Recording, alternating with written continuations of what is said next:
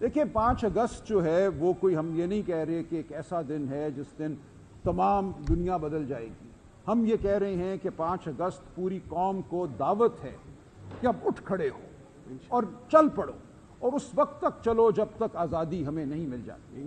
یہ کوئی کام P T I کا نہیں ہے. دیکھیں اگر بطور صحافی آپ پہ تلوار لٹکی ہے تو یہ پی ٹی آئی پہ نہیں ہے، یہ آپ پر، آنے والی نسلوں پر، سب پر ایک تلوار لٹکا دی گئی ہے. ہم نے اس تلوار کو توڑنا ہے.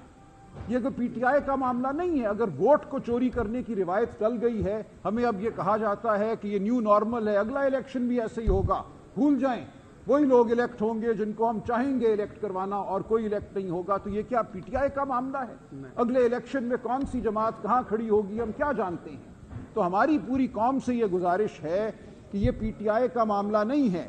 Imran Khan P T I کی جنگ نہیں لڑ رہے، وہ پاکستانی قوم کی جنگ لڑ رہے ہیں.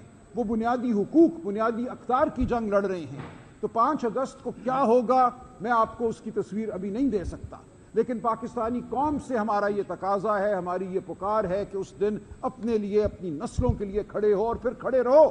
اس کے بعد بیٹھنا نہیں ہے، اس کے بعد پیچھے ہٹنا نہیں ہے. چلتے رہو، آگے بڑھو جب تک فتح اور کامرانی ہمیں نہیں نصیب ہے. ایک منٹ. دوسری بات آپ نے عالیہ بی بی کے حوالے سے کی. ابھی 2 گھنٹے